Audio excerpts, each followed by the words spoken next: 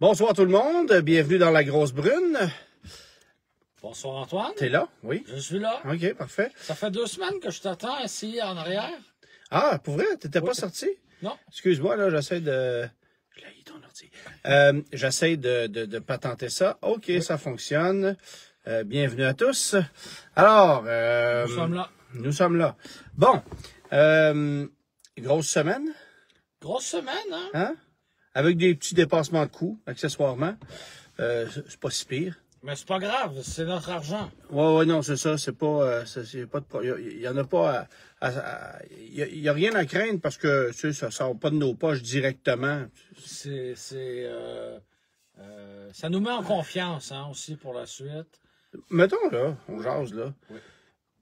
Mettons, je te donne 1,1 milliard pour développer un site web. Oui. Puis là, que Wix n'est pas capable de le faire, fait que là, j'engage SAP pour qu'il le fasse. C'est ça? Tu sais, en tout cas, on y reviendra. Oui. Mais je te dirais que... Puis qui marche pas. Ouais. Ça c'est l'autre affaire. Oui. Enfin, bref. On va y aller avec quelque chose de plus léger, c'est-à-dire ta charade. Oui. Alors, ça va comme suit. Oui. Mon premier signifie être en état d'ébriété. OK. Mon deuxième est une unité de pression atmosphérique. Mon troisième est une conjonction. Mon quatrième est une croix en anglais. Mon cinquième est une randonnée pédestre. Et mon tout représente à peu près la moitié des ventes du constructeur au Québec. Bon. Je vais répéter quand même. Ouais, mais je pense que ça va faire bing, bing, bing, bing, bing. Oui. Ben, bonsoir à tout le monde. Là, je vois les noms défiler. Oui. Tommy, Marc-André, Patrick, Luc Lanier qui est avec nous, fidèle au poste. Merci d'être là. Sébastien Néron, salut. Bonsoir tout le monde. Bonsoir tout le monde.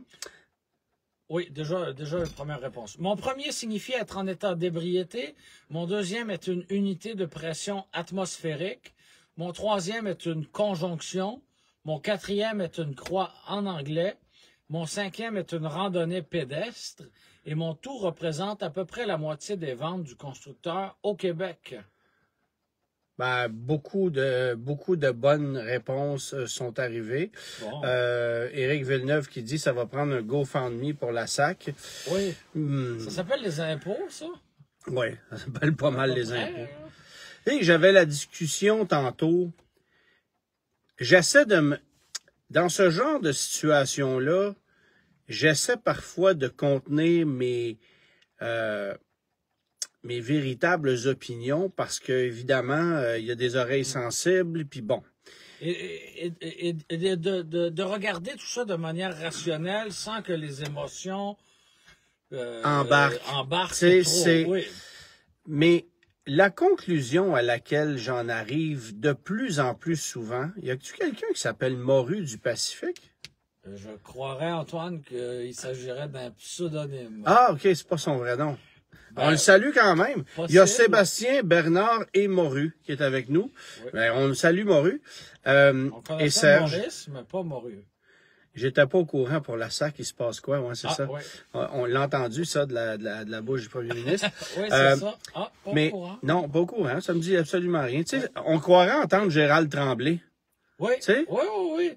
Ah non, il y a de la corruption à Montréal. Ah ouais, j'avais jamais entendu ça. Le petit sourire un peu niais. Oui, c'est ça. Un peu de naïveté. C'est ça. J'étais pas au courant. Pas au courant.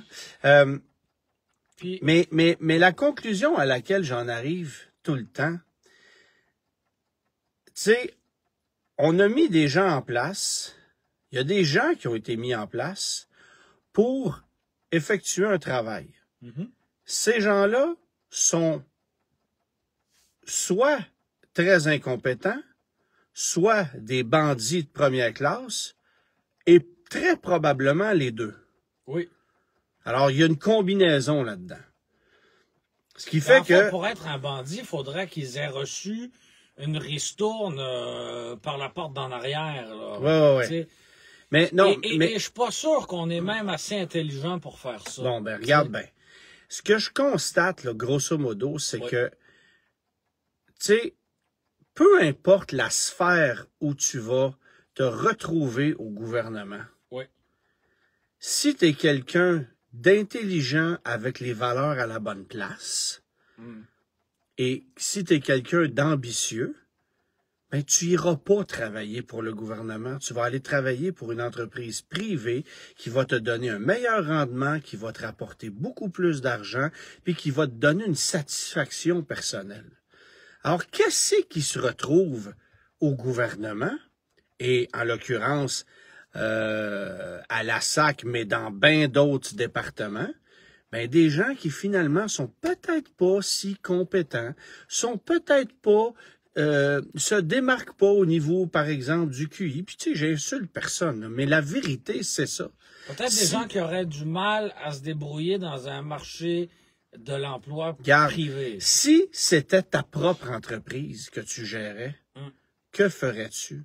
Ben, moi, j'ai le feeling qu'il n'y a personne là-dedans qui serait capable de gérer sa propre entreprise. Là, évidemment, je parle pas d'un dépanneur, là. Non, je te parle d'une vraie business, là. Alors, puis j'enlève rien à un dépanneur, là, c'est correct. Là, des hommes les plus riches du Québec ont fait fortune avec des dépanneurs. Oui, mais avec des dépanneurs, pas un. Oui. En tout cas, tu comprends ce que je veux dire. Alors, tu sais, c'est ça l'affaire. Fait que, à partir du moment où tu décides d'aller travailler là, c'est parce que tu n'as pas trouvé de meilleures options et ou que tu n'as peut-être pas les compétences pour aller travailler dans le domaine privé, où évidemment une histoire de même se peut absolument pas. Parce que au centième de gaffe qui a été faite là-bas, t'es dehors puis ça va te coûter une fortune. En fait, c'est des échéances qui ne sont pas respectées, des coûts d'imprévus, il y en a aussi dans le privé. Là. Oui. Des erreurs informatiques, il y en a aussi dans le privé. Mais la différence, c'est que c'est pas l'argent des contribuables qui est en jeu. C'est ça la différence. Ben, oui, puis, tu sais, il arrive des situations où l'argent des contribuables est en jeu, puis il y a une erreur qui est faite, puis on la corrige, puis c'est une chose. Mais là, attends un peu, là. Déjà, ça coûtait au-delà de 600 millions de dollars pour développer un site web. En cours de route, on est arrivé avec des nouvelles idées, histoire d'hameçonner le Québécois bien comme il faut, c'est-à-dire il demandait son numéro d'assurance sociale, la ligne 199 de son rapport d'impôt, le ci, le ça, pour renouveler ton permis de conduire. Hey, mon ami, je m'excuse, mais c'est un service aux citoyens. Crissez-nous patience. C'est pas supposé être. C'est pas supposé. C'est ça. Oui. Là, tu rends ça inutile. Ben, pas inutilement, parce que pour le gouvernement, ça cumule des données. Mais plus complexe, certainement. Il n'y a rien qui marche. Il y avait des transactions, des manipulations qui étaient très simples auparavant. Par exemple, remiser ou déremiser un véhicule.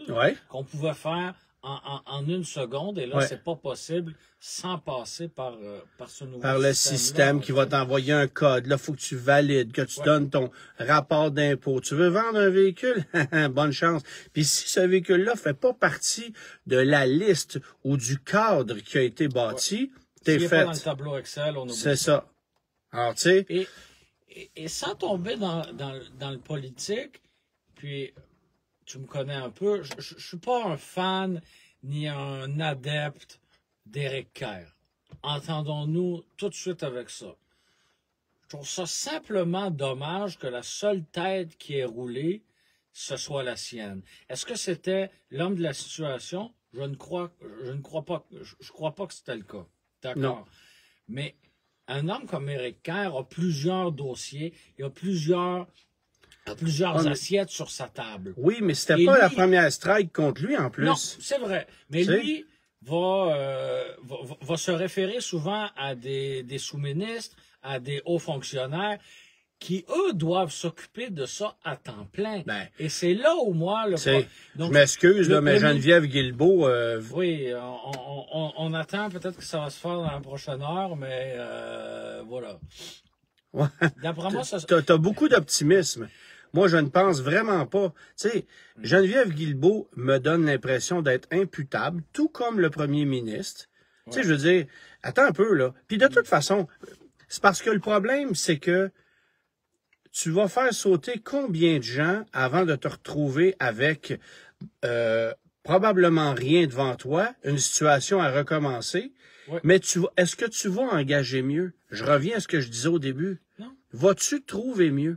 Le problème, c'est que c'est dû public. Donc, on fait quoi? On augmente les salaires, puis on améliore les conditions de travail des fonctionnaires pour attirer des meilleurs talents. Mais c'est Tu pas... privatises. Oui. Tu privatises. À partir du moment où tu privatises puis tu demandes à un individu ou un groupe d'individus de gérer ça comme si c'était leur propre entreprise, fais-toi-en pas que ça coûterait pas 1,1 milliard de dollars pour plaquer ton char. Puis, Qui coûte plus cher, d'ailleurs, puis, cette année à plaquer. je disais ça à Isabelle Maréchal cette semaine. J'ai dit, Isabelle, combien ça coûte immatriculer un véhicule en Ontario? Elle dit, je sais pas. J'ai dit, $0. Oui, mais nous, on a le no fault. Oui, oui. C'est quoi la portion du no fault sur ton immatriculation? Bonne question. 40 pièces, 50 pièces. C'est écrit là. Je l'ai pas devant moi là, mais si vous allez sur le site de la SAC ou quand vous allez renouveler votre permis de conduire à chaque année en passant, vous allez voir que ça coûte un bras puis que tu payes un montant pour, oui, le no-fault. L'immatriculation, c'est la même. Bon, bref. Il y a des frais, mais qui sont symboliques par rapport au coût total. Ça coûte vraiment $0 en Ontario? Ça coûte rien. Ça coûte rien. Mais comment ils font? J'ai des employés, moi, qui vivent à Ottawa, et renouveler les plaques, ça a coûté $0. Wow. Ça coûte cher d'assurance, une voiture en Ontario, par exemple. Attention, là. Tu sais, il y a d'autres frais. Cher. Mais plus cher. Pas, ça coûte plus cher. Mais entre 454 puis 0, ben, il y a une différence de 454 $. Effectivement. On s'entend-tu? Oui. C'est quand même assez drôle que à Gatineau, ça coûte 454, à Ottawa, 0. Je veux juste dire ça comme ça. Puis, fois le nombre de véhicules qu'il y a sur la route pour payer une machine qui marche pas, qui communique pas avec personne, qui ne communique, parce que tant qu'à développer un système informatique, ben, rendez ça logique. Parler avec l'équivalent de la SAC en Ontario pour que les transferts de propriété puissent se faire de façon plus naturelle, plus efficace, pour que le kilométrage se suive, ça. Même plus simple que ça, cette plateforme développée avec la SAC devait être utilisée dans d'autres ministères, d'autres services publics, là, tu sais. C'est pas gagné, là. Moi, là, ça me donne l'impression de... Sais-tu, ça me donne l'impression du Ford Mustang Mach-E. Ouais. On a développé un véhicule à grands frais qui marche pas. On était très content lors de son arrivée. Qui marche pas comme prévu, qui nous fait perdre de l'argent à chaque unité qu'on vend, puis qui finalement possède une technologie qui n'est pas utilisée qui est utilisée sur aucun autre véhicule de la grande famille Ford. Puis ce qu'on va apprendre d'ici quelques années, c'est qu'on va tirer la plug là-dessus, puis ça n'existera plus. Alors, tu sais. La différence, c'est que le Mach-E, c'était dans une entreprise privée. T'as tout compris. Ouais. T'as tout compris. Puis on va mettre ça dans la colonne des pertes, puis voilà, c'est tout. Ouais, c'est ça. Là, il y a Mario, je pense qu'il me dit, ça me coûte 750$ immatriculer un L4. Ouais. Ça, j'ai pas de problème. Parce que c'est un véhicule de luxe avec une grosse cylindrée. Ben, c'est pas tant la cylindrée que, tu sais, moi, pour vrai, j'ai pas de problème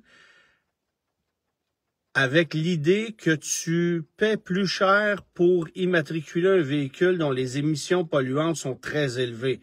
Là où j'ai un problème, c'est que si tu charges plus cher pour ça, prends ce budget-là pour lutter contre les émissions de gaz à effet de serre.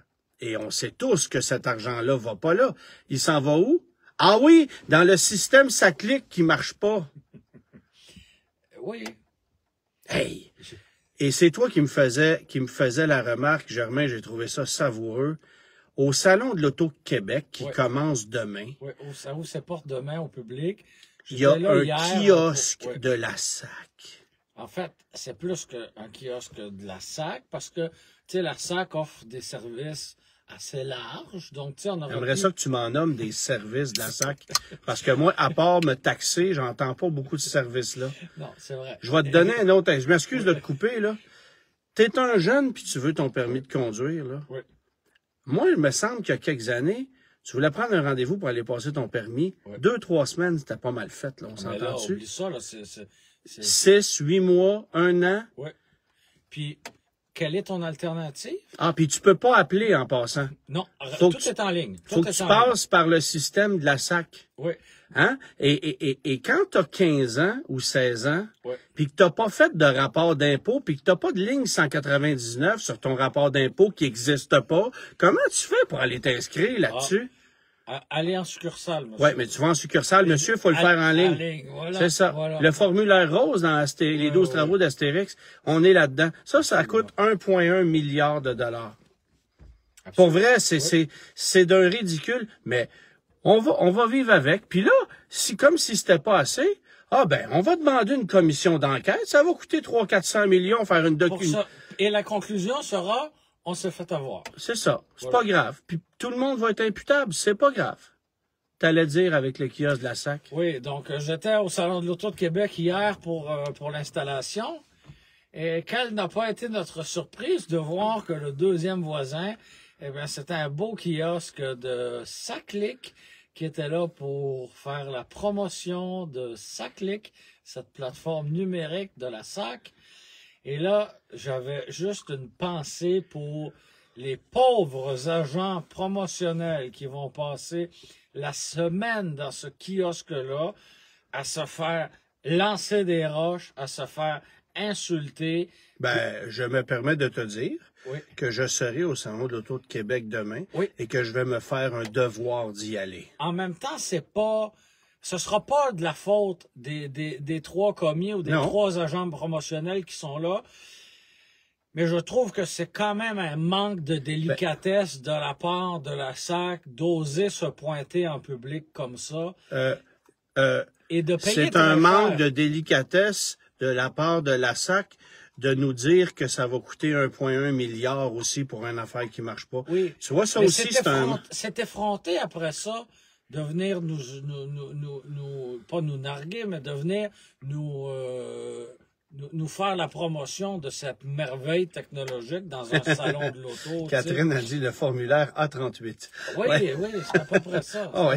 Le Ah. parcours du combattant. Hein, mais j'ai été très surpris que personne ne se dise, on va passer peut-être notre tour pour la SAC Peut-être que ça cette serait une année, bonne t'sais. idée. Entre toi puis moi, là, il aurait pu dire à l'organisation du salon, regardez, on a déjà payé, c'est correct, gardez l'argent, c'est pas ça la question, mais on n'ira pas se faire lyncher en public. Quelle espèce de même. comparaison que tu m'avais sorti un peu plus tôt aujourd'hui? En fait, ça donnait l'impression que, un peu comme si Volkswagen, au lendemain du scandale diesel, se pointait dans un salon de l'auto. Jamais ça serait arrivé. T'sais. Non, c'est ça. Là, SACLIC se pointe dans un salon de l'auto. C'est un peu gênant. Là. Remarque, j'ai bien aimé aussi ce que tu me disais un peu plus tôt avant d'entrer, où tu me disais... Qui va aller faire la promotion du club Tesla Québec au Salon de l'Auto? Ouais! Ça commence à être... La question se pose. Dans le cas des concessionnaires, des manufacturiers, c'est une chose. Il n'y a pas de... Tu as une auto à vendre. Il n'y a pas de problème, tu as une auto à vendre.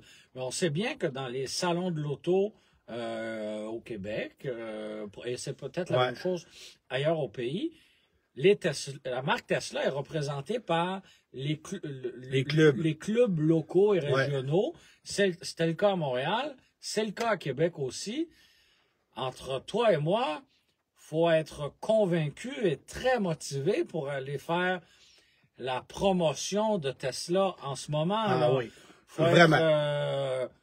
Faut plus que croire à son produit, là, parce que c'est parce que ça devient presque un geste politique. Un petit peu, là. C'est très délicat. Je sens un malaise, en tout cas, en ce qui me concerne. C'est... je trouve ça particulier. Tu sais, moi, si demain matin, je conduisais... Si ma voiture de tous les jours était une Tesla, j'ai pas le choix de te dire que je mettrais une pancarte dedans. Et ça n'a rien à voir avec le produit. Mais il y a une différence entre... avoir une Model 3 2022, la conduire à tous les jours, aimer le produit, et après ça, être dans un événement public pour aller faire la promotion, la propagande de la marque. Mais non, mais moi, je dis ça... C'est plus particulier, disons. T'as un Charles qui est avec nous, qu'on a vu ce matin. Bonsoir. Bonsoir. Michel qui veut avoir des nouvelles du Wagoneer. Ça s'en vient, Michel, inquiète-toi pas. Moi, je te dis ça bien personnellement. Moi, je veux dire, regarde, combien est-ce qu'il y a de gens qui veulent plus aller aux États-Unis, qui veulent plus... Moi, je fais pas partie de ces gens-là. Moi, je veux dire, c'est pas... Oui, c'est correct. Rendu là, tu sais, bon. Mais conduire une Tesla aujourd'hui, je considère personnellement que c'est un peu un symbole. Oui. Et il y a trop d'autres bons choix sur le marché pour que je continue à... Meilleur prix en ce moment. Tu sais, bon, non, mais c'est ça. Plus, Tu sais, est-ce que demain matin, je te regarde, il arrive avec le modèle Y, une formule améliorée, puis pour vrai, je pense que ça va être un véhicule assez convaincant. Certainement. Mais j'en achèterai pas. Non. Personnellement. Non, on se replace en 2021. Maintenant. Ah oui, mais c'est ça. Mais là, c'est une autre histoire. Effectivement. Ça clique, c'est comme l'asphalte au Québec. Ils ont été achetés, ouais, c'est ça. C'est ça. Ben, l'asphalte, hey, on était ensemble sur la route ce matin, là. Oui, sur la voie de service de l'autoroute 40. Écoute. À la hauteur de Cavendish, là. Les voitures en avant de nous. Près du Ikea, là. Les voitures en avant de nous sautaient autour des nids de poules. C'est dangereux. C'est un champ de mine. C'est un champ de mine. C'est épouvantable. C'est dangereux. Oui. Bon. Puis à chaque année, ils refont la même affaire. Puis à chaque année, on dit la même affaire. Puis ça se règle pas. Mais fait que c'est ça. Voilà. Ah, et j'ai l'impression. C'est à cause du gel-dégel, Antoine. Oui, c'est ça. Oui. Ouais. C'est vrai parce que quand tu vas, par exemple, en Suède. Ouais, j'ai pas besoin d'aller en Suède. Juste l'autre bord. Dans le nord des États-Unis. Oui, en Ontario, là où les plaques coûtent combien déjà? Ah oui, zéro. Zéro, c'est ça. Ouais, c'est ça. T'as tout compris. Voilà. T'as tout compris. Fait que bref, je trouve ça spécial pour le club Tesla qui ose faire la promotion comme ça. Je trouve ça même spécial pour l'organisation du salon qui accepte que la promotion de Tesla puisse continuer de se faire. Ben ça, en même temps, il loue le kiosque, tu sais, il y a de l'argent. Je suis pas sûr que le club Tesla paye si cher que ça l'emplacement, là. Ben, en tout cas, tu sais, je sais pas quels sont... Écoute, le Centre des foires de Québec, j'ai pas l'impression que ça fait des cadeaux, là, ça, là. Non, mais l'organisation du salon en a fait cette année. OK. Oui. À qui, ça? L'organisation du salon a mis de l'eau dans son vin. À Gilbert Goyer? Oh non, on a payé chaque pouce carré. Ouais, OK. Chaque pouce carré.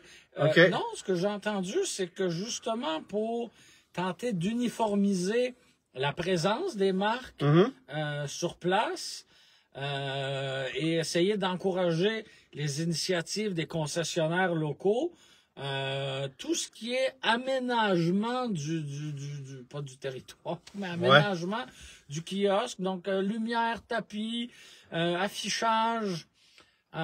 Certaines marques ont eu un très très bon support du salon. OK. Voilà. Bon. Fait que, merci à Alexis et à Eric pour les étoiles en passant. Et puis, il y a Mario, je crois, qui disait qu'il matriculait une voiture au Nouveau-Brunswick. C'est combien? 108 $. C'est pas cher. Ici, c'est 454. Oui. Ouais, mais oublie pas, ça permet aussi de financer le transport en commun. Ah oui, le REM qui fonctionne très, très bien à tous les jours. Je m'excuse, je suis un petit peu sarcastique ce soir, hein, mais on va changer de ton, là, ça sera pas long. Là. Même moi, je me tanne de mon ton. Là, en ce moment. Ça sera pas mieux. C'est pas vrai. Pour vrai, on va en parler, parce que le Wagoneer, là... Mais on parlait du kiosque Ça clique au Salon de l'Auto de Québec. Si vous y allez, vous n'êtes pas obligé d'aller lancer des roches aux gens qui sont sur place. Il faudrait quand même faire preuve d'un peu de compassion pour les deux agents promotionnels qui ont rien à voir. Mais moi, les agents qui vont être là, je vais aller devant le kiosque puis je vais leur dire gentiment, vous voulez pas être dans la photo que je vais prendre. Oui. Alors, tassez-vous sur le côté. Là, je vais faire une photo. Et après ça, je partagerai. Je pense que c'est une mauvaise cible si les gens s'attaquent à ces pauvres agents promotionnels-là. Oui, c'est ça. Voilà. Mais bon, on verra qu'est-ce que ça va donner, hein? Oui. Wagoneer. Alors. Entre le moment où on a vu la bête à Salut Bonjour hier matin. Non, part avant ça. Bon, OK, avant ça. Oui. Alors, faut d'abord expliquer aux gens comment ça fonctionne les véhicules médias, ok, les véhicules de presse qu'on obtient. C'est soit que les manufacturiers nous les offrent ou qu'on fait des demandes pour conduire X, Y modèle. Moi, évidemment, quand un modèle d'intérêt arrive sur le marché, j'essaie le plus possible de le conduire rapidement pour sortir le contenu le plus rapidement possible. Stellantis fait partie de ces constructeurs qui ont le don d'arriver avec des véhicules 6 mois, 1 an en retard sur leur parc presse. S'ils arrivent avec. S'ils arrivent. Oui. Puis je vais te donner l'exemple. Là, j'oublie le nom. C'est-tu Road Tripper, la fourgonnette qu'il y avait l'année passée? C'était un année modèle en retard. Bon, alors, Chrysler, en 2024, a mis sur la route une Pacifica Road Tripper, qui est une nouvelle édition, entre guillemets, et on nous donne ce véhicule-là. Et là, moi, quand j'essaie un véhicule, je prends possession du véhicule. Après ça, je m'en vais en ligne, je fais mes recherches, j'essaie de trouver le prix, les taux de financement de location, les ci, les ça. Pour réaliser que le véhicule qu'on m'a prêté, c'est un 2023. Voilà. Et qu'en 2024, il n'existe même plus. Donc, c'est-à-dire qu'avec son département média, Stellantis essaie de faire parler d'une édition qui n'existe même plus. On a de la suite dans les idées, là. En même temps, les stocks restent là plus longtemps qu'à l'habitude, fait qu'il faut peut-être liquider le vieux stock. C'est peut-être une stratégie qu'ils ont adoptée. Rappelle-toi aussi la Fiat 500 électrique, combien de mois après son arrivée chez les concessionnaires, elle a fait partie de la flotte de presse. Oui, on l'avait conduite à son lancement, mais c'est arrivé, on a tardé aussi, bref. Mais ça a été vrai pour un paquet de modèles, sauf que là, le Wagoneer S, il est toujours pas sur le parc presse. Il semble que ça ne soit pas sur le bord d'arrivée non plus. Ça va prendre encore plusieurs semaines, voire quelques mois. Mais là, moi, je veux dire, le véhicule est arrivé fin décembre. On est rendu en février. Il y en a peu à la télé. Les gens s'intéressent à ce c'est là que je veux le conduire, pas au mois de juin. Alors, j'ai fait appel à un concessionnaire. Ce que je fais, je vous dirais de plus en plus souvent pour mettre la main sur ce véhicule-là. Et ils m'ont prêté le démo du patron très gentiment. C'est Duclos Chrysler. Je les remercie d'ailleurs. Merci pour le prêt du véhicule et désolé pour ce qui est arrivé parce que on en arrive. Oui. J'emprunte le véhicule. Et mon objectif avec ce véhicule-là au courant du week-end, c'était de partir de chez moi. Je demeure à Blainville, me rendre à Québec avec le véhicule pour... non, c'est pas vrai. Me rendre en Beauce avec le véhicule parce que Fiston est en tournoi de hockey. De la Beauce, de Beauceville, en fait, je devais monter à Québec pour aller faire une chronique à Salut Bonjour, revenir ensuite à Beauceville pour une deuxième partie de hockey et de Beauceville revenir dans la région de Montréal. Alors, grosso modo, j'avais un itinéraire de 850-875 km à faire, plus le viraillage. C'était à peu près 1000 km que je m'attendais de faire avec le véhicule au cours du week-end, ce qui est quand même considérable. Ça t'a pas tenté de mettre le Wagoneer sur la remorque plateforme et de le tirer avec le pick-up? Ouais, c'est ça. Mais l'idée, c'est que je voulais tester ce véhicule-là et surtout cette nouvelle technologie-là, qui est la plateforme STLA.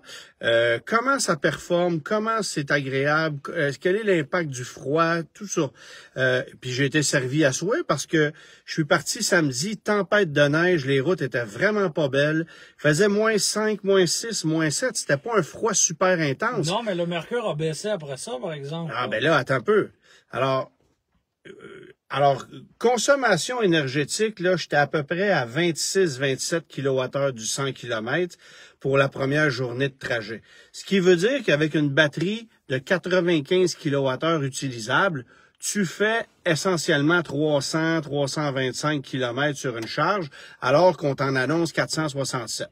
Oui. Grosso modo, c'est 35% moins. C'est ce qui est normal. On est à peu près dans la norme. On est dans la norme. Merci à LBLMA pour les étoiles. Je ne sais pas c'est qui. Alors, tout ça pour dire que j'obtiens jusqu'à maintenant ce à quoi je m'attends. Et bon, ben là, le défi, c'est de trouver des bornes de recharge parce que pour vrai, c'est rendu un bordel sur la 20 puis la 40 de trouver des bornes libres la fin de semaine. Parce que les gens se déplacent et c'est ça. l'hiver, l'autonomie Mais, diminue, donc les gens ont besoin de se recharger sur des trajets sur lesquels ils n'ont pas nécessairement besoin de se recharger en été. Hein. Exact. Alors, je me suis arrêté à Trois-Rivières me disant, en me chargeant à Trois-Rivières, je vais être ensuite capable de me rendre en Beauce sans problème. Puis il y a un endroit là dans le centre-ville de Trois-Rivières où il y a un paquet de bornes là. Je me souviens pas du nom de la rue, mais c'est en plein centre-ville. Puis il y a des bornes partout. Alors je suis arrêté là. Sur la rue des Volontaires. La rue des Volontaires, exactement. Voilà. Fait que je me suis branché là sur une 100 kW. J'ai rechargé le véhicule à 82,3%. Et après ça, j'ai repris la route et je me rendais facilement à Beauceville, pas de problème. Alors, je suis arrivé là-bas. Arrivé sur place, il y avait une borne de niveau 2. Je me suis branché là pour aller chercher quelques kilomètres le temps de la partie. Chaque kilomètre compte. Ben, au moment de quitter, ça n'a pas été si évident parce que retirer le fusil de chargement du réceptacle, ça m'a pris 5 minutes, là. Pèse sur le bouton, débarre le véhicule, pèse sur le bouton. J'entendais le clic-clic, mais le gun ne sortait pas en bon français. Ça déclochait pas. Ça déclochait pas. Puis finalement, tard, ça a marché. J'ai placé ça là. Je suis parti avec le véhicule. On est allé souper. Je me suis rendu à l'hôtel Bonne Entente. Ils ont des bornes de recharge niveau 2, évidemment, mais ce sont des bornes Porsche qu'ils ont mis à l'extérieur. Porsche? Ouais, c'est des bornes autrement dit, quand tu t'achètes une Porsche Taycan, ouais. C'est la borne qui va venir avec, okay. Une borne de niveau 2. Mais des bornes d'une qualité épouvantablement médiocre dans la mesure où l'hiver, le câble devient un bâton d'acier. Ça plie pas. C'est cheap pour mourir. C'est excellent pour mettre dans un garage chauffé à 20 degrés. À l'intérieur, c'est correct. Mais à l'extérieur, c'est de la vraie cochonnerie. Okay.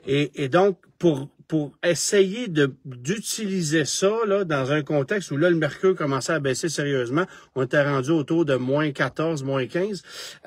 Clic, j'ai branché ça. Je suis allé dans ma chambre pour la nuit. Au lendemain matin, vers 6h45, je viens pour débrancher ça. C'est soudé, là. C'est le fusil, là, t'as beau appuyer dessus, le plastique, il y a aucune flexibilité là-dedans. Barre des barres. Ça m'a pris 40 minutes de sortir le dernier fusil de là. Ça m'a pris 40 minutes. T'es pas arrivé en retard cette fois-là aussi? Ben, en fait, parce que la dernière chronique, Salut Bonjour, tu l'as fait dans le banc de neige sur Papineau. En plus. Mais là, j'ai fini par le sortir, puis une chance que je m'étais levé d'avance, parce que ce qu'il fallait que je fasse, c'est aller nettoyer le véhicule avant de faire ma chronique. Alors, si bien que je suis arrivé à Salut Bonjour, un peu serré, j'ai lavé le véhicule en vitesse.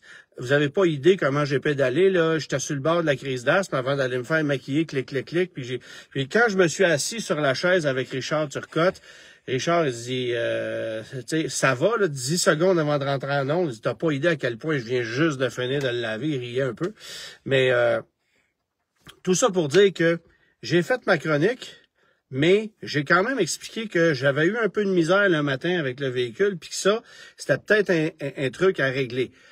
Je pensais que c'était en partie en raison du fusil de rechargement cheap qu'il y avait au Bonne Entente, mais c'était pas nécessairement ça le problème. Fait que, bref, j'ai fait ma chronique, et là, après ça, redescends du côté de la Beauce pour aller voir la deuxième partie de hockey, mais en descendant... As-tu gagné au moins? Non. Ils ont bien joué. La deuxième game, ils ont bien joué, là, mais honnêtement, non, ils ont pas gagné, mais ils ont bien joué. Bon, tout ça pour dire que je redescends, sauf que là, il fait moins 19. Ouais. Et là, tu vois... chaque kilomètre parcouru, tu vois la consommation là, monter. Ça consomme pas mal plus que la veille. Ouais. Entre moins 19 puis moins 5, il y a un écart gigantesque. Il y a une espèce de bande électronique simulée sur la planche de bord OK. qui t'illustre un peu ton niveau de consommation avec des couleurs. T'es dans le vert, tu consommes peu. T'es dans le jaune, tu consommes de façon moyenne. T'es dans le rouge, tu En fonction consommes. de la vitesse. À En fonction, c'est ça. Bon. Alors, la ligne a été rouge en continu. Comprends-tu? J'étais tout le temps entre 25 et 30 kWh par 100 km. Et ça, c'est si c'est pas plus, évidemment. Là. Alors, là, je voyais ça baisser. Puis moi, une fois que j'ai fini à l'Arena, ben, je pars directement vers Montréal. Donc, j'ai décidé d'arrêter à Saint-Joseph-de-Beauce, où il y a 2 bornes de recharge à côté des magasins Corvette. Bon, ben alors on combine magasinage d'aubaine et recharge de véhicules. T'as tout compris? Voilà. T'as tout compris. Alors, j'ai décidé, bon, Trump qui ordonne une pause à l'aide militaire à l'Ukraine. Tout va bien. Parce que là, les nouvelles sortent en continu en même temps. Alors, tout ça pour... Il s'en passe des choses en 1 heure maintenant. C'est ça. Alors, tout ça pour dire que j'arrête pour me recharger là-bas. Et là, je viens pour brancher le fusil de rechargement. Ouais. Ben là, on est sur un niveau 3 et c'est une 120. Puis j'étais allé la veille en passant pour m'alimenter un petit peu. Ça avait bien marché. Là, ça marche pas. Et tu reçois pas de message d'erreur de la borne ou Oui, ben en fait, oui. J'essaie de brancher le fusil, mais tu sais, quand tu branches un véhicule électrique, tu entends le clic pour dire OK, le fusil est bien verrouillé dans son réceptacle. Là, ça marche pas. Et j'ai beau le tenir, mettre une certaine pression physique pour le garder en place, ça fonctionne pas. Il y a 2 petites lumières rouges qui allument. Là, je fais merde, ça va pas bien. Et là, ben, le temps avance, puis la game s'en vient. Fait que je fais, bon, ben, je remets le fusil là-bas. Je me rends à l'aréna à Beauceville, il y a une petite borne de niveau 2. Je me branche à la borne de niveau 2, ça marche. Là, je fais, y avait-tu un problème avec la borne là-bas? Je le sais pas. Merci à Simon pour les étoiles. Alors, aucune idée. Donc, on écoute la game, puis ça prend, disons, là, 2 heures. À partir du moment où je suis arrivé, on a écouté la game, le temps que les gars sortent du vestiaire, salut les gars, jase un peu avec les parents, c'est le temps de retourner. Sais-tu combien j'ai gagné de kilomètres d'autonomie en 2 heures? 6. Non, peut-être pas, là. 26. OK. C'est pas assez pour te rendre à la maison quand même. 26 kilomètres d'autonomie en 2 heures, mais comprends un truc. 26 kilomètres affichés, tu vas en faire 15. Oui. Parce que c'est ça, la réalité, là. Alors, oui, c'est ça clique pas, effectivement, ah ouais, Eric. Même ça clique pas. Non, même ça clique pas. Alors là, je fais, bon, ben, écoute, si la prochaine borne de niveau 3 fonctionne pas, je suis dans la merde. Là, tu n'as pas passé 48 heures à l'aréna de Beauceville. Là, je vous explique qu'on est dimanche 14 heures. Faut revenir à la maison. Alors, je regarde sur la carte quel chemin est le plus rapide en kilomètres pour me rendre à la maison. Non pas en temps, mais en kilomètres, parce que je veux sauver du kilométrage. Et donc, ça ne me fait pas passer par l'autoroute qui fait monter à Québec, puis ensuite la 40 ou la 20. Là. Je passe par les terres, par Saint-Éphrem-de-Beauce, par Guadeloupe, par tous ces villages-là. Des routes magnifiques, d'ailleurs. Moi, j'adore cette région-là. J'ai toujours aimé ça, rouler dans ce coin-là. Il y a des très, très belles routes, des super beaux paysages. Et là, en plus, il y avait beaucoup de vent. Il faisait moins 20. La route c'est loin était... d'être des conditions favorables. Non, c'est pas des conditions favorables. Merci, Tommy, pour les étoiles. Alors, je suis sur la route, puis là, je fais une aparté, là. On peut chialer sur bien des trucs chez Stellantis, mais ce véhicule-là a un comportement routier fantastique. Okay. C'est groundé, c'est large, c'est stable. C'est confortable, c'est pas trop, très confortable. Tu sais, quand je regardais un VinFast VF8 s'en aller tantôt, là, tu sais, tu le vois aller, ça a l'air raide, ça a l'air, tu sais, c'est pas bien balancé. Répartition des masses 50-50, poids au sol, les voies sont larges, c'est la direction est communicative, c'est ergonomique, le format est intéressant. Moi, j'ai beaucoup aimé la conduite. bien plus que bien d'autres modèles avec des marques de luxe là à la EQE ou Nomlet là, qui coûtent plus cher. Là, tu sais. J'ai vraiment aimé ça. Le véhicule comme tel, j'ai vraiment rien à dire. C'est spacieux comme un Grand Cherokee? Ben, c'est le format. C'est ça? le même format. Ok. C'est genre 15 mm plus court qu'un Grand Cherokee, puis t'as plus de coffre parce que veux pas, bon, t'as... moi, j'aime beaucoup la partie arrière aussi, le design de la partie arrière. En tout cas, bref. Fait que je conduis ce véhicule-là, il est super bien chaussé, je me bats dans les bancs de neige, c'est stable. C'est très, très glissant là, sur la route. Là. Parce que des fois, je sens le véhicule... Là, pardon, je vois des véhicules devant moi qui vacillent, puis c'est pas facile, mais, tu sais, comportement impeccable. Et là, j'avais mis sur le GPS, en considérant, je vais éteindre les messages que toi tu reçois de tes amis, là. Salut à Salim qui est avec nous, à Miguel, merci Alain pour les étoiles, il y a beaucoup de monde ce soir, c'est le fun. Alors, grosso modo... Il y a plus de monde depuis qu'on chiale pas contre la sang. Ouais, c'est ça. Je vais me faire ma gueule la prochaine fois. Bon, fait que, alors j'avais mis dans mon GPS comme destination East Angus, où j'avais trouvé là-bas des bornes de recharge de niveau 3 à une distance raisonnable par rapport à l'autonomie qui me restait. Donc je savais que, je te dis n'importe quoi là, par cœur, mettons que j'ai 160 km d'autonomie affichée, j'en avais 100 à faire pour me rendre. Même dans les conditions dans lesquelles j'étais, je me rendais. Alors, j'étais correct. Mais on arrive dans le petit village de Guadeloupe, où c'était peut-être pas un paysage aussi exotique que l'autre, Guadeloupe, mais tout ça, bref. Alors, on arrive là, puis je vois deux bornes de recharge, une de 50, une de 100, je vais toujours bien l'essayer. Je branche ça marche pas. Rien à faire. Ni une ni l'autre. Ni une ni l'autre. Pas de son, pas d'image, il se passe rien. Puis là, je dis... T'as-tu sorti le chapelet? Non, mais je fais... OK, y a-tu de la glace de prix? Y a-tu qu'est-ce qui se passe, tu sais? Puis j'avais gratouillé avec un pic le peu de glace qui restait, mais je me disais, par rapport au peu de glace qui s'était accumulé là, il n'y avait rien pour empêcher un fusil super lourd d'aller se clipper là, tu sais. Le pistolet rentrait. Il rentre, mais t'entends... Ouais, il rentrait, sauf que ça clippait pas, donc il rebaissait. Je comprends. Mais avec un niveau 2, c'est tellement léger qu'il rentrait quand même. OK.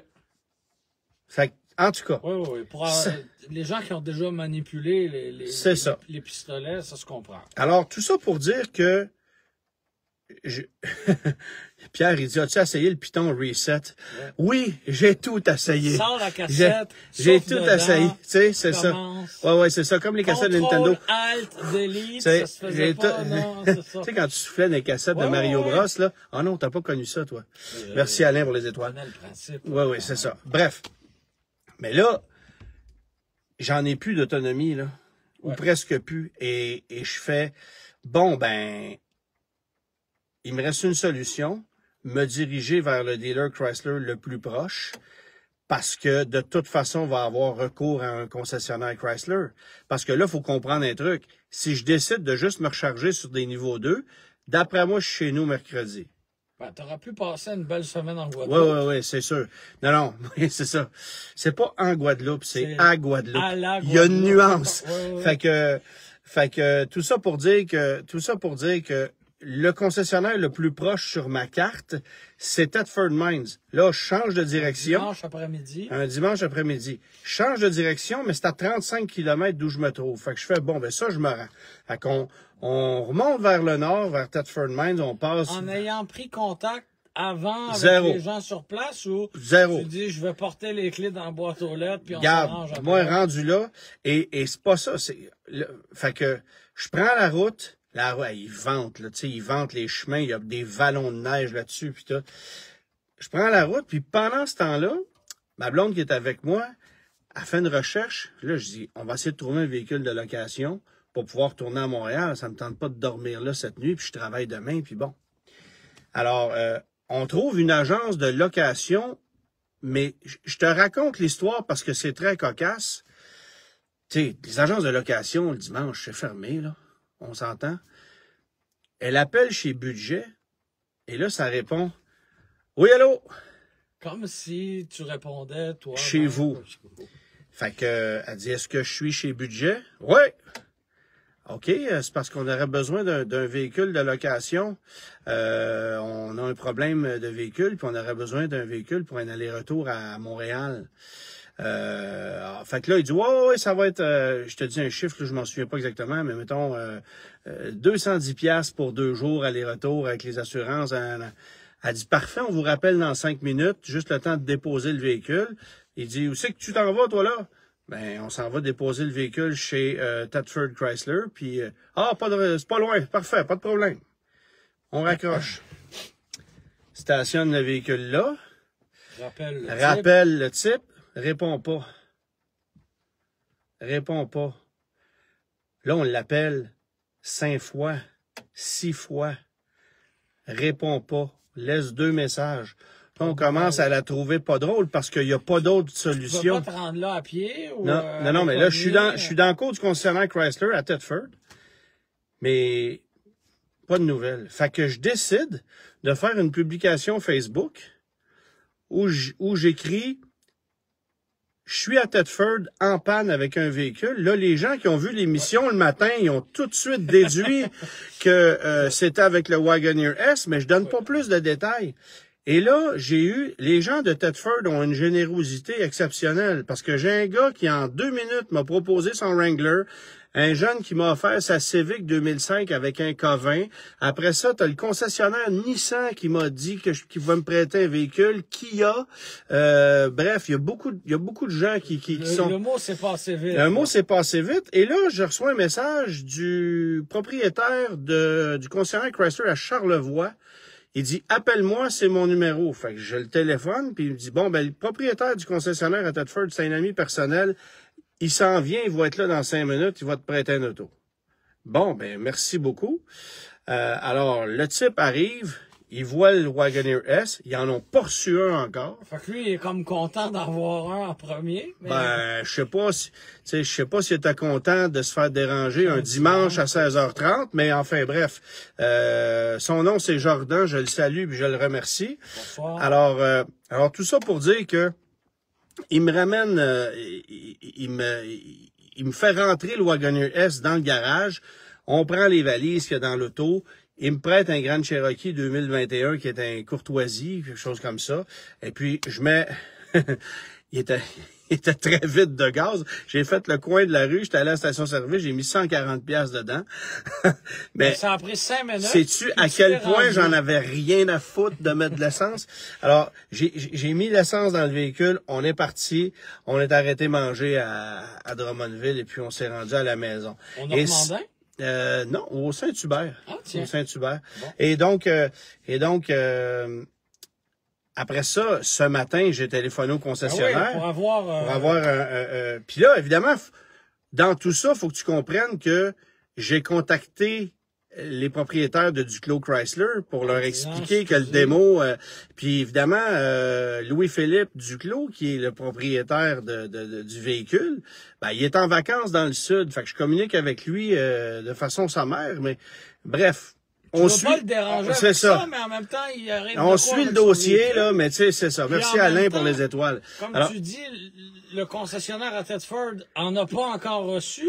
Fait que là, est-ce qu'ils ont un technicien formé pour les réparer ou les diagnostiquer? Pas nécessairement. Ben, écoute, on verra ça le lendemain. Fait que, il rentre le véhicule à l'intérieur, me prête le Grand Cherokee, je redescends chez moi. Ce matin, j'appelle. Oui, on va faire le diagnostic, on va faire l'essai du véhicule, tout ça, puis on tient au courant. Et je reçois finalement un appel pour me dire, tout est beau, le véhicule est réglé. Ah oui, il faut que je dise un truc. C'est ça, on a sauté une étape, et merci à ma blonde Catherine de me rappeler à l'ordre. Le monsieur Néron, qui était gestionnaire du location budget en question, a rappelé au moment où j'étais avec le type de Chrysler, puis que c'était trop tard pour nous dire oui, je vous rappelle pour votre véhicule de location, là, c'est parce que j'avais laissé le téléphone sur la penterie, puis j'étais allé dans le shed. Ah, bon. Et il était trop tard, monsieur Néron, malheureusement. Il y a un plan B qui avait été trouvé. Et c'est drôle parce que tu te dis, des fois, le hasard fait bien les choses. entre être obligé de louer une voiture chez Budget. Et est obligé d'aller la reporter 2 jours après. C'est ça, puis c'est probablement une petite Corolla à Thetford. Bref, j'ai pas fini l'histoire. Merci quand même de votre service, Monsieur Néron, mais c'est probablement que si vous aviez répondu quand on vous avait rappelé la première fois, on aurait loué une voiture chez vous, puis on n'aurait pas fait une publication Facebook, puis il y aurait une Corolla ou une Elantra dans le cours ici, mais bref. Non, il y avait des intrépides. Ah, peut-être, c'est possible. C'est possible. Bon, une dynastie. Oui, c'est ça. Bon, alors, Philippe, il dit Duclos est en vacances à Guadeloupe. Ah, oui, la vraie Guadeloupe. La vraie Guadeloupe. Alors, tout ça pour dire que on me rappelle ce matin, puis il me dit le véhicule est correct. Il a passé la nuit dans le garage, il a dégelé, puis c'était de la glace, puis le mécanisme qui était gelé ben raide. Donc, il n'y a pas de tests qui ont été faits par le manufacturier dans des grands froids, visiblement. Là. Ben, en fait, j'étais content que ce soit juste ça. Oui. Parce que j'avais peur qu'il y ait eu un bris, tu sais, de quelque façon. Ou une défectuosité majeure qui aurait empêché le véhicule d'être fonctionnel. C'est ça. Puis là, tu sais, c'est tout le temps délicat. Quand tu empruntes un véhicule à un concessionnaire, c'est pas comme un véhicule de presse. Ouais. Il appartient à je sais qu'il y a une part de risque quand je fais ça, mais en même temps, c'est le prix à payer des fois pour pouvoir avoir un véhicule un peu plus rapidement. Et là, c'était pas le fun que ça arrive, mais en même temps un peu, parce que ça mettait un peu de piquant dans toute cette histoire de mon essai de la fin de semaine. Ouais. Et finalement, le gars me rappelle, me dit, bon, ben le véhicule était gelé, on est allé le mettre sur le niveau 3, ça fonctionne, parfait. Ma conclusion, c'est, ben, un Cadillac Lyriq ou un Chevrolet Blazer, la prise de branchement haute tension, elle est chauffante. Ouais. Il y a une raison pour ça. Ouais. C'est celle-là. Et chez Jeep, ça s'explique. C'est fermé depuis, là. Oui, la capuce casing. Voilà. Donc, GM faisait des tests dans le Grand Nord du Canada. Et ça a donné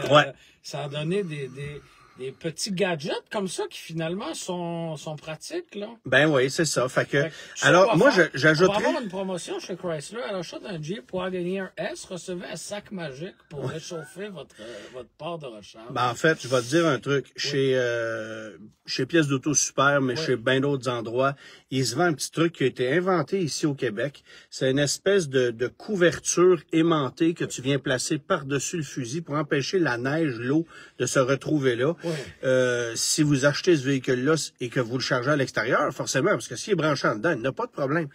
Mais si vous achetez ce véhicule-là, ça va vous prendre ça. Et je pense que chez Chrysler, ben, il va falloir vérifier parce qu'il y a un vice de conception clairement là-dedans. Parce qu'en plus, si tu regardes le design du véhicule, la portière est incurvée vers le haut. Fait que s'il pleut, ça rentre directement dedans. Il faut que je vous avoue un truc. Le dimanche matin, là, quand le fusil était gelé, là. Oui, à l'hôtel, là. À l'hôtel, là. Tu devais commencer à être moins patient. Tu me connais, là? Un peu. Après une demi-heure, là, j'étais allé chercher un verre d'eau chaude dans la chambre d'hôtel. Oui. Pour voir si c'était pas gelé. Qui a pas fait ça avec un cadenas en plein hiver, un cadenas de remorque en plein hiver, oui. Là, tu vas dire, t'as pas aidé ta cause, peut-être, mais rendu à l'aréna, quand j'avais encore le problème de le sortir, j'étais allé voir le gars de la Zamboni, puis il m'a donné une canne de WD-40, puis j'en ai mis pour essayer de m'aider aussi. Fait que j'ai vraiment essayé plein d'affaires, là. Tout ça pour dire qu'il y a un petit vice de conception, ça a donné une fin de semaine haute en couleur. Au final, c'est un véhicule que j'ai vraiment beaucoup aimé, trop cher. Là. 92 000, ça n'a pas de sens. D'ailleurs, vous allez en retrouver. Allez sur Internet, là, il y en a des neufs à 80 000 $. Mais d'ailleurs, quand tu me racontais cette histoire-là un peu plus tôt aujourd'hui, j'avais quand même une pensée pour celui ou celle qui venait de déplier 96 000 $ pour cette chose et qui, au premier week-end, est pas capable de le recharger, là. C'est quand même un peu malaisant, un peu embêtant. Moi, ça peut pas accoter l'image que j'ai en tête. Qu'est-ce que j'avais comme auto? Je pense que j'avais une Niro électrique. J'ai été arrêté, voyons comment ça s'appelle, au Madrid, pour me recharger. Et à côté de moi, tu sais, là, on va tomber dans le stéréotype, là. Oui. Mais le gros Gérard, là, qui a un gros garage, puis qui a garage. réussi dans la vie, là, tu sais. Oh, ouais. Le gars avec 2-3 chaînes dans le cou, puis, tu sais, sa femme est grimée, pas à peu près. Tu sais, c'était vraiment, vraiment un stéréotype. C'était une scène d'Elvis Gratton. Il venait d'acheter un Hummer électrique, comprends-tu? Oui. Et là, il s'était branché sur une borne de 50 kilowatts. Et il trouvait avec un Hummer électrique qui a une batterie de 200 kilowatts avec lequel tu fais barely 400 kilomètres en été. Et moi, je vois ça, puis je les regarde les deux dans l'auto. Eux autres, ils n'avaient aucune idée de ce qu'ils venaient d'acheter. Pas en tout. 0 et une barre. Et là, moi, je suis assis dans ma Kia Niro. Je me branche sur une 100 juste à côté. Je branche ça là. Je vois le gars. Le monsieur du haut de son Hummer me reconnaît. Il sort. Je viens de m'acheter ça, le jeune. Puis, il me jase tout le kit et il m'explique qu'il a changé son Cadillac Escalade pour ça, que le concessionnaire l'a convaincu, puis que il aime bien ça, mais que là, me semble qu'elle s'appelait Manon.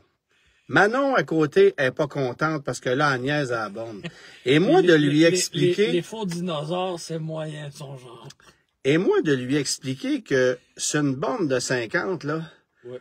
Mon ami, t'en as pour 5 heures, là. Parce que, on s'entend-tu que rendu à 80%, t'auras même plus ton 50? En espérant que Manon, avec là, quelques films de télécharger sur sa tablette. Mais là, j'y explique que son camion est capable de prendre 3 fois cette vitesse de charge-là. Mais lui, les maths... En fait, mais personne ne l'avait informé. Personne. Il a acheté ça comme il a acheté n'importe quel autre véhicule dans sa vie et il s'est fait livrer ça en 10 minutes, une vraie joke. Mais il y a combien de gens qui sont retrouvés... Bon, là, tu vas me dire que c'est le pire scénario, là. Oui. Mais tu me parlais du gars qui avait payé 96 000 $ pour un Wagoneer S, puis bon. Mais lui, je peux te dire que aujourd'hui, là, il l'a pu, son Hummer. Ça lui a peut-être coûté 50 000 pour s'en débarrasser, mais il venait de comprendre ce qu'il avait acheté ce jour-là. Ouais. J'ai vu sa face changer. Là. Un constat, mon Dieu, c'était... Moi, je riais dans ma barbe là, parce que j'ai fait, Denis, Manon vient danser, là, ce cas. Ouais. D'après moi, ils sont arrivés pour les slows de la fin, ce soir-là, parce que c'était pas... Une bonne 50 avec un Hummer, c'est pareil comme charger une Bolt sur une niveau 2. C'est... La mathématique est à peu près la même. Il y a quelqu'un qui posait quand même une bonne question. Est-ce que tu y allais à tâtons ou il y a un moyen de savoir où il y a des bornes? Non, il y a un moyen de savoir où il y a des bornes. Sur l'application du circuit électrique, tu peux même déterminer ton trajet avec cette application-là. Tu vois quelle borne est disponible, quelle borne est en utilisation. Tu as tous les détails. C'est très, très, très bien fait. Ah, c'est bien. Pour ça. Non, tu peux pas dire... C'est bien fait, mais par contre, tu peux pas... Ce que je déplore, c'est que tu peux pas déterminer un trajet et voir ton trajet avec les bornes sur le trajet jusqu'à destination, comme si c'était dans Apple CarPlay, par exemple. Je comprends. Ça, je pense, c'est la prochaine étape. Je comprends. Mais c'est quand même, tu peux quand même trouver toutes les bornes, tu vois si elles sont utilisées ou pas, quel niveau de charge t'obtiens, etc., etc. Fait que ça a été une aventure haute en couleur. Et là, le concessionnaire du Clos m'a tout simplement dit, regarde, viens me porter le Grand Cherokee qu'ils t'ont prêté. Demain matin, je vais envoyer un jockey à Thetford, porter le Grand Cherokee et on va ramener le Wagoneer S. Alors, ça se termine comme ça. Fait que merci aux deux concessionnaires, en fait, à tout ce monde-là, à tous ceux qui m'ont aidé ou qui ont voulu m'aider, parce qu'il y a plein de monde qui m'a écrit. Vraiment, c'était très cool. Même si je suis arrivé à la maison et que les Oscars étaient commencés depuis un bon bout de temps, puis que ma blonde n'a pas pu tout écouter ce qu'elle voulait écouter, c'est pas grave, ça s'enregistre. Et puis, grâce à la magie de Vidéotron, on a pu le préenregistrer à distance. Le pouvoir infini du câble. Tu as compris ça. Bon, rapidement, parce que là, on s'est élaboré, on s'est étiré, excuse-moi. Mazda et Honda qui payent des millions de dollars en redevance à Tesla. Oui, c'était dans le journal il y a quelques jours. Grosse histoire quand même. Puis je trouve ça, j'ai pas envie de dire ironique, mais un peu, surtout dans le cas de Honda, parce que depuis des années, depuis des décennies, on est un motoriste, on développe des mécaniques impressionnantes. On a répandu maintenant la technologie hybride pour avoir des motorisations qui consomment de moins en moins d'essence. Ouais. Et on se retrouve complètement pénalisé à cause des réglementations. C'est quand même fascinant, là. Ben, faut comprendre comment ça fonctionne, les réglementations. C'est-à-dire que Et c'est très complexe. Mais ce sont des réglementations qui ont été instaurées aux États-Unis et ça favorise les trois grands. Oui. T'sais, parce que l'idée, c'est de toujours réduire ta norme café, de réduire ta cote moyenne d'émissions polluantes ou de consommation de carburant sur ton parc automobile complet. Alors évidemment que si tu t'appelles Ford ou General Motors, puis que tu vends des pick-up à moteur V8, puis des Suburban, des Expéditions... Et t'en vends beaucoup. Et t'en vends beaucoup, ben... réduire ta moyenne de consommation de carburant, c'est relativement simple. Commercialise un véhicule électrique de plus ou juste un véhicule électrique, puis boum, ça baisse. Mais quand tu t'appelles Honda ou Toyota, puis que la majorité de tes véhicules consomment déjà peu, de t'améliorer, c'est beaucoup plus difficile que quand tu t'appelles Ford ou Stellantis, puis tu vends des V8 MI, tu comprends? Donc, c'est là que les constructeurs japonais sont pénalisés parce que eux, ils ont plus de difficultés à s'améliorer, même si la cote de consommation est beaucoup plus basse, ils ont plus de difficultés à s'améliorer et en pourcentage, ça leur fait très mal. Donc, ils paient de fortes pénalités aux entreprises qui, elles, se sont spécialisées dans l'électrique, en l'occurrence Tesla. Donc, on se retrouve à dépenser des millions en crédit compensatoire. Puis, quand tu dis des millions, là, c'est... Tu sais, la mathématique est complexe, mais ça peut représenter des sommes du genre 10 000 $ par auto, passer un certain niveau selon le type de catégorie. C'est très, très, très compliqué. Mais, puis, pourquoi pensez-vous qu'Honda a lancé un Prologue? Parce qu'il avait le goût de l'avoir? Non, pas du tout. Non, il en voulait vraiment pas. Justement pour essayer de réduire la cote. Réduire la cote. Pourquoi Stellantis? Mazda étant une marque avec un plus petit volume, on est moins pénalisé. Mais Honda, on fait partie des grands constructeurs en Amérique quand même. Mazda, c'est un autre bel exemple. Le MX-30, ils n'ont pas amené ça parce qu'ils pensaient que ça serait un succès, là. Non. Ils ont essayé de nous faire croire que ce serait ce véhicule-là avait sa place sur ce marché. C'était vraiment pour répondre aux normes, là. Oui. Puis là, ben, ils ont des hybrides rechargeables. Ça les aide un peu. Oui. Mais c'est ça. Les Japonais, c'est des motoristes avec des véhicules, avec des motorisations qui consomment peu. Un excellent rendement, donc on va avoir une bonne puissance. Ben, les Japonais, je ne devrais pas dire ça de tous les Japonais, parce que... Non, mais Honda particulièrement, là, on a toujours eu des mécaniques qui étaient optimisées, tu sais. Il y a un Civic SI manuel 6 vitesses. Sur l'autoroute, ça roule à 5,5 litres. Ben voilà, tu sais. T'as 200 chevaux. Puis une Civic hybride... en moyenne, ça roule autour de 5, 4,8. Comment veux-tu améliorer des rendements qui sont déjà optimisés? Mais tu sais, une Prius, tu es capable de faire dans les meilleures conditions en bas de 4. Oui, mais tu peux pas... On pourra tu pas faire 1 litre au 100. Non, voilà. C'est ça, c'est qu'à un moment donné, il y a des... C'est ça. Dès que t'es en bas de 5 ou 6... Tu sais, c'est difficile d'aller plus bas. Ah, vraiment. Je voulais te glisser un mot aussi. La semaine dernière, j'étais avec les gens de Lexus. La marque célèbre son 35e anniversaire. Et j'ai conduit le Lexus RZ. Mais c'est pas le produit comme tel dont je veux te parler. On en a déjà abondamment parlé. Petite anecdote, il y avait quelques exemplaires sur place. Au terme des essais, je discute avec... Ah oui, parce qu'il en reste quelques-uns en stock? Il en reste quelques-uns en stock. Okay. Et là, après les essais, je discute avec une collègue, puis elle me dit à 79 000, ça n'a pas de bon sens. Je dis, ben non, c'est moins cher que ça. Et là, elle me sort son prix. Elle avait conduit un 2025, et moi, j'avais conduit un 2024. OK. Donc là, le 2025, évidemment, n'est plus éligible au crédit. Ouais. Mais déjà, l'année passée, c'était pas l'achat du siècle, un Lexus RZ. On est tous d'accord. Ouais. Mais on avait un PDSF à 64 900. C'est ça. Là, le PDSF est passé à 79 000 Pour le même véhicule? pour le même véhicule, puis il n'y a plus de crédit. Hein? Sacré aubaine, hein? Mais autrement dit, Autrement dit, il était 64 900 parce qu'il y avait des crédits, mais là, il est rendu 79. Parce qu'ils savent qu'ils ont lancé la serviette, puis on fera plus de cadeaux aux Canadiens. De toute façon, c'est le prix qu'on le vend aux US. Puis tant qu'à vendre un si petit nombre... 80 000 la copie pour un Lexus RZ, je vais passer mon tour. À 96 de recharge, quand on a démarré les essais, j'avais 225 km affichés au compteur.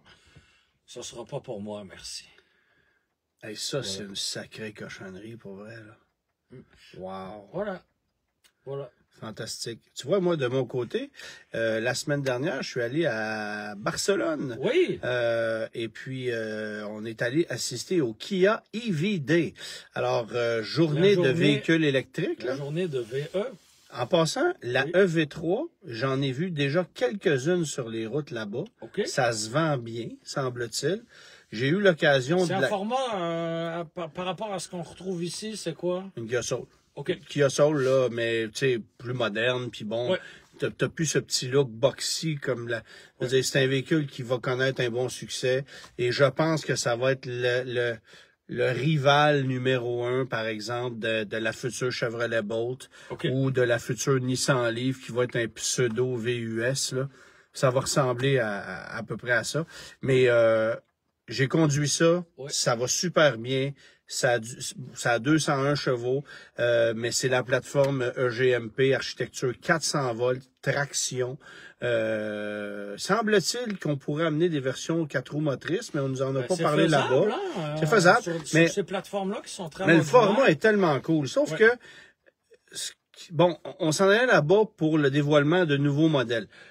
J'avais vu d'avance un peu les images, là. Alors, EV4, berline hatchback, c'est carrément l'équivalent électrique d'une K4, mais avec un autre design.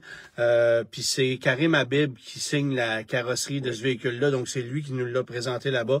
Karim Habib, qui est un designer de renommée mondiale, qui a travaillé dans le passé, notamment chez BMW, qui est natif de Montréal. Bref, alors il a présenté ces deux véhicules-là, confirmé pour l'Amérique du Nord en 2026, mais on ne sait pas pour l'hatchback à suivre.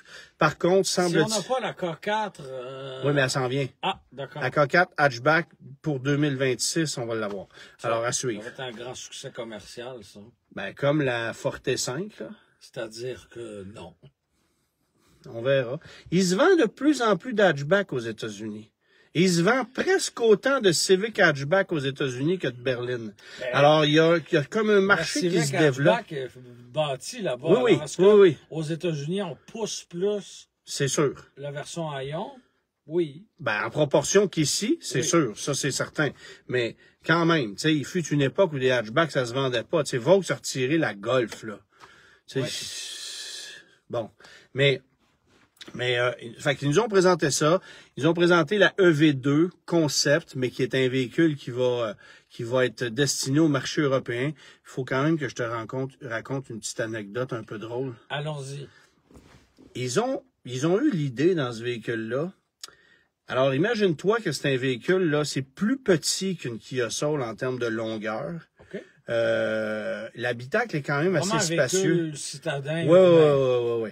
Mais la banquette arrière, tu peux replier l'assise à la verticale et coulisser ça pour aller l'appuyer littéralement contre la lunette arrière. Ce qui veut dire que tu gagnes beaucoup d'espace et ensuite tu peux prendre la banquette avant parce que c'est pas deux sièges séparés, c'est une banquette. C'est une banquette et tu peux la coulisser pour aller l'accoter sur la banquette arrière. Ce qui veut dire que tu te retrouves avec énormément d'espace en avant. Pour faire quoi? Écoute, on était tous là-bas en train de se dire, mais c'est la voiture idéale quand tu veux te faire une... Tu vas aller au cinéparc. Oui, c'est ça. Tu sais, on s'imaginait toutes les positions qu'on pouvait faire dans ce véhicule. Tu sais, je veux dire, c'est sûr que les ingénieurs ont pensé à ça, là. Je veux dire, Mais c'est quoi l'intérêt, sinon? ben là, il expliquait, par exemple, que tu pouvais t'installer une table. Pour te tu sais, rejuvéner là-dedans aussi? ouais. Bref, tu sais, Tu peux passer du temps à... tout ça pour dire que Ah, ouais. ça a été un moment assez cocasse parce que, tu sais, Zach Spencer, que tu connais, qui est un journaliste de Vancouver, tu veux dire, lui, il se disait une affaire dans sa tête, moi, je me disais une autre affaire dans ma tête, d'autres journalistes se disaient la même chose, puis finalement, on s'en est tous parlé après, puis on était tous arrivés à la même conclusion. C'est fait de se faire faire une pipe, là. C'est pas d'autre chose que ça. Mais bref, ça a été cocasse un peu, mais tu sais, c'est un véhicule destiné au marché européen, ça viendra jamais chez nous. C'est gros comme ma main, puis bon, très sympathique comme look, cela étant dit. Sauf que ce qui m'a particulièrement fasciné, c'est la fourgonnette PV5. Oui. Alors, Qui pourrait difficilement venir en Amérique? non. Non? Confirmé pour le marché nord-américain. Non, À attends. condition... Confirmé pour le marché nord-américain en version passager. OK. Et confirmé pour le marché canadien en version cargo, Oh, mais ne viendra pas aux États-Unis en version cargo cargo à cause de la chicken tax. voilà. Alors, pour ceux qui savent pas ce que c'est la chicken tax, c'est évidemment, ça a été instauré dans les années 60, je pense. Ça fait très longtemps que c'est là, ou 70. Essentiellement, tout véhicule à vocation commerciale qui n'a que 2 sièges à son bord et qui provient de l'extérieur des États-Unis est taxé à hauteur de 100% pour entrer sur le marché américain. Donc, C'est autrement dit, tu veux vendre un fourgon commercial, aux États-Unis. il faut qu'il soit fait là. Faut qu'il soit fait là. C'est pour ça qu'on fabrique les Sprinters aux États-Unis, c'est pour ça qu'on fait les ProMaster, c'est pour ça qu'on fait les Transit, et c'est pour ça que tu as vu les maîtrises disparaître pour tous ces véhicules-là, parce que sur le plan de la viabilité, ça marchait plus. Mais là, et tu vois, c'est la raison pour laquelle le ID Buzz de Volkswagen, qui est disponible en Europe en version cargo, est pas offert en Amérique du Nord, parce que Volks a dit, on veut pas l'offrir juste pour le marché canadien, ça coûterait trop cher à homologuer. On l'avait dit dès le début, hein, Ouais. même si la version cargo était vendue en Europe, non, ça n'a jamais fait partie des plans. On n'a même pas étudié la question. Voilà. Mais là, Kia, visiblement... eux autres, ils vont l'assembler en Corée. OK. Et puis, ça va venir chez nous. Puis, écoute, c'est une fourgonnette. Moi, j'ai demandé... La première question que je leur ai demandé... C'est-tu une vanne? C'est-tu une fourgonnette ou c'est un véhicule d'activité moderne ou, tu sais... Parce que... Non, c'est une fourgonnette avec des portes coulissantes, puis on s'assume, puis c'est parfait comme ça. Mais est-ce que tu leur as dit que depuis quelques mois, on avait le Volkswagen ID Buzz qui était vendu ici? Oui. Et que... Et que c'était un flop commercial? Ben, jusqu'à présent, je pense que... En as-tu vu un sur la route? Moi, zéro. J'avais vu... Je n'ai vu un dans le stationnement d'un Tim Hortons parce qu'ils en font tirer avec des roules de rebord. Il y a quelques mois, j'avais vu un véhicule avec une plaque manufacturière en Ontario. Ouais. Mais c'était tout. C'était tout. Je n'ai pas vu. Fait que là, est-ce que Kia est au courant de ça? Ou, c'est un jeu de mots, ça? Est-ce que Kia est au courant? Au courant. Mais il faut dire aussi que Kia... Je sais que Volkswagen, on avait l'Eurovan puis tout ça jadis, là, mais Kia a déjà un marché avec la mini-fourgonnette en Oui. D'ailleurs, je trouve ça assez particulier parce que semble-t-il que la fourgonnette Carnival hybride qui est sur la route, sur le Parc Presse depuis quelques mois, retirée, problème mécanique, ils ne trouvent pas le problème, elle ne reviendra pas. J'ai pas plus de détails, mais ça, j'ai trouvé ça un peu particulier. Okay. Mais je reviens à la PV5 parce que ce véhicule-là va avoir une architecture EGMP-S. Donc, une plateforme dérivée du EGMP qu'on connaît, mais solidifiée pour pouvoir transporter des charges, remorquer. On pourrait, par exemple, créer des véhicules châssis-cabine là, à partir de ça. Bref, il y a beaucoup de possibilités. Le truc que je trouve particulier, par contre, c'est que il y a 3 formats de batterie.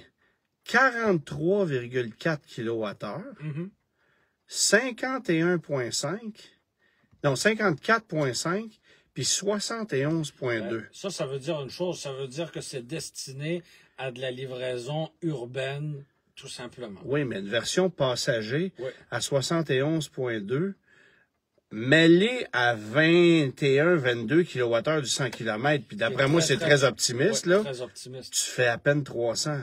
Fait que, moi, j'ai posé la question, allez-vous avoir une plus grosse batterie pour le marché nord-américain? Parce que le ID Buzz à 372 km, les gens trouvent que c'est trop petit. Ouais. Fait que vous, votre patente, ça fonctionne pas, là. Puis on peut pas répondre à ça pour le moment. Mais c'est juste ça qui m'inquiète. Okay. Si vous pensez arriver ici avec une batterie de 71,2 kWh au maximum, et, tu sais, je veux dire, pour un véhicule de livraison urbain, ça va. Mais pour un véhicule familial, là, non, ça marche pas. Fait qu'à suivre à ce niveau-là, mais bref, on va voir. Fait que un petit mot peut-être un petit mot en terminant sur le Salon de l'Auto de Québec, parce que tu vas être là tout le week-end. Oui, c'est ça. On a parlé du kiosque Ça clique, mais il y a d'autres... Une chance, hein, parce que tu veux pas payer... Comment ça coûte rentrer là? 20 piastres? 19 $. Bon, 19 $. Tu veux pas payer 19 $ plus 25 piastres de stationnement pour aller voir le kiosque de Ça clique? Oui, ça. Non, effectivement. Il y a une plus grande représentativité des marques qu'à Montréal, comme c'est à peu près toujours le cas à Québec. Juste Honda qui est pas là encore? C'est possible. Même Mazda est là, hein? Ouais. Mazda, c'est les concessionnaires. C'est les concessionnaires, mais c'est correct. Ouais. La famille qui magasine un VUS, ils vont être contents de voir un CX-50 puis un CX-90, là. Ouais. Qui sont fournis par un concessionnaire ou le manufacturier. Pas mal le même genre. Le véhicule est là quand même. Fait que, pour ça, c'est très bien, là. Fait que, tu vois, Porsche est là aussi via les concessionnaires. Audi, la même chose. Ce qui était pas le cas, là, à Montréal. Fait que c'est certainement un petit peu plus complet comme salon. Demain, moi, je serai là 11 heures pour donner une petite conférence sur place. Alors, pour ceux qui sont de la région de Québec et qui ont l'intention d'aller au salon demain matin, ben j'y serai vers 11 heures pour ça. Puis je vais prendre le temps de visiter le salon un peu. Ça fait quand même quelques années que je suis pas allé au Salon de l'Auto de Québec. Fait que voilà. Et puis, écoute, je vais vous montrer rapidement une brochure parce que en me retrouvant chez Thetford Chrysler hier, en entrant dans la salle d'exposition, il y avait encore des brochures. Des brochures pas toutes neuves. Mais c'est ça. Il y avait une brochure de Dodge Journey de 2019, je crois. Je crois que c'est 2019. En même temps, ça donne un bon aperçu de ce qu'on peut retrouver comme véhicule d'occasion. Oui, c'est ça. Fait que... écoute, je vous les élaborerai pas ce que c'est un Journey. Là. Il y avait un 2.4 puis un 3.5. Non, 3.6, pardon. Il y avait le modèle Valeur Plus. Oui, la version RT à 4 roues motrices. Oui. Et même la version Crossroad. Oui, pour les amoureux. Les aventuriers. Oui. Fait que c'était ça pour le Dodge Journey. C'était pas très aventurier. Aventurier comme véhicule, même avec le nom Crossroad. Je me souviens quand même que quand c'est sorti en 2009... Oui. Ils avaient présenté ça au Salon de l'Auto avec un prix de 19 995. Il n'y avait pas grand-chose pour accoter ça en termes de prix. Ils en ont d'ailleurs vendu beaucoup. Oh, il y en a eu partout. Mais la qualité était comme un peu moyenne. Oui, c'était un produit américain très moyen. très moyen. Ta charade, c'était quoi la réponse? Je ne la relis pas, je donne simplement la réponse. C'était Subaru Crosstrek, beaucoup de gens l'ont eu. Ouais, c'était pas trop complexe. Je me suis plus forcé sur mon aventure de la fin de semaine que toi sur ta charade cette semaine. Oui. Correct. Alors, on se retrouve la semaine prochaine. Je sais pas quand. Mais je pourrais peut-être vous parler. Nous serons là. Je pourrais peut-être vous parler. Je me souviens pas de la date d'embargo, mais je m'en vais essayer un Honda HR-V cette semaine. Non, pardon, un Acura ADX cette semaine. Oui, qui est complètement différent. Ben, c'est sûr. J'ai juste hâte de voir quels sont les arguments pour justifier un prix d'entrée à 49 000 $. C'est le prix d'entrée? Oui, de 49 à 55 000. Pour un HR-V avec un moteur de CR-V? Ben, il y a du cuir, là, puis des logos A-Spec dessus, puis un meilleur système de son. Mais c'est quand même un HR-V avec un moteur de CR-V. J'espère que ça va mieux qu'un HR-V, parce que j'ai conduit un HR-V la semaine passée, là. Ça aussi, c'est ordinaire, là. Et, tu sais, quand en même temps, ça brisera pas. Non, je le sais. C'est ordinaire, là. Tu vis pas une grande expérience. Quand j'étais au volant du HRV, Ouais. je me chantais la chanson dans ma tête. Aimes-tu la vie comme moi? En me disant, faut que je trouve d'autres champs d'intérêt parce que ça, c'est dole à mort. Là. Ouais. C'est un des véhicules les plus plates, toutes catégories confondues, que tu peux t'acheter. Ouais. Il y a aucun... Tu sais, je veux dire, une Civic, c'est rationnel, mais ça va bien, c'est un peu dynamique. Tu sais, il y a quelque chose, il y a un peu d'épice. Elle est un peu belle aussi. Tu sais, un HRV, il n'y a rien. C'est juste dole. Il ne fait rien de mal. Mais il fait rien de bien non plus. Il se démarque en rien. Mais on sait que ça brisera pas. Non, c'est ça. T'achètes une tranquillité d'esprit. Mais c'est d'un ennui mortel. Mais ce qui est d'autant plus triste, c'est que c'est tellement bon et fiable que tu vas t'emmerder longtemps. C'est ça, tu vas le garder longtemps. Bon. Hâte de voir ce ADX alors. Oui. À suivre. Ça promet? J'ai déjà parlé à notre ami Benoît Charette. On va prendre le volant ensemble là-bas. D'accord. Alors, ça se peut que vous voyez des vidéos qui se ressemblent de lui et moi. Oui, avec un angle similaire. Avec un angle similaire. Quoique Benoît, il est plus 3/4 arrière d'habitude quand il place ses chars à suivre. Benoît, on s'arrangera pour que le soleil soit pas du même bord. Voilà. OK. Merci tout le monde d'avoir été là. Merci d'avoir pris le temps de nous écouter. Merci pour les étoiles. Toujours bien apprécié. Bonne Puis on soirée. se retrouve la semaine prochaine. Au revoir.